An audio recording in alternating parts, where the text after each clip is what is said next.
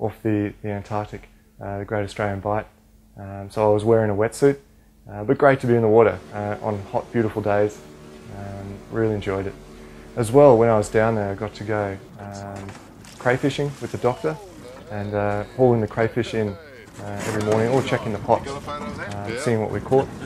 Over the 2 weeks we caught 7 crayfish. Dr. Oswald gave us 2 crayfish to take back home to enjoy over Christmas. Also, when I was down there, I tried abalone for the first time. The guy that I stitched up, he gave the doctor 3 abalone, and that night we cooked them up on the barbecue.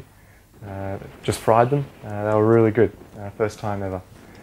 I got to go out on oyster farm with a local oyster crew. But I got to try oysters that day as well for the first time, straight from the ocean when I was out there. Really good.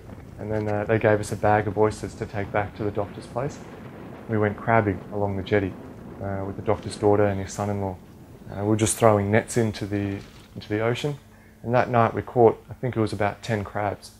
So good experience, and learning to do things that I wouldn't do up here on the Gold Coast. Well, the first placement when I was in Kalkarindji, I stayed with one of the nurses in town, and that was a great entry point really into the community at that time, in that she organised a lot of outings and just her day-to-day life, and I followed along. So we went out to a lot of the stations in the area, such as Wave Hill, and things for barbecues and social events. And she also organised me to go off with jackaroos out into one of the national parks in the nearby area, and went camping for a few days, and fishing, which was fantastic. And they showed me a lot of the activities that they engage in regularly, which was very different to those in downtown Melbourne. So that was a great experience, and I think it was a great way to start a placement in remote Australia, where I wasn't necessarily familiar with the town at all. Time flies by, like the 2 weeks pass so quickly. So this week I'm going to a Rotary meeting, and then we've also got a Cub Scout meeting, and my mentor is a Cub Scout leader, and I've been involved with the guiding movement back home, so it's sort of an interest that I take to heart as well.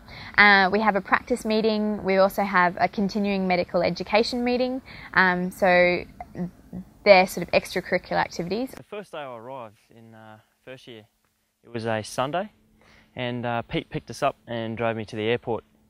I was getting a bit worried because I don't like flying, and he had a little plane sitting in the hangar out at Stool Airport. So ever since I've been down here, we've been doing 2 or 3 flights.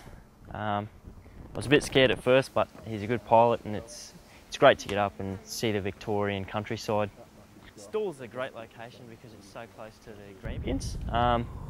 So a couple of times I've jumped in Pete's old Land Rover and drove up to the Grampians. I'm a keen fisherman, and heard there's a few trout lakes up there.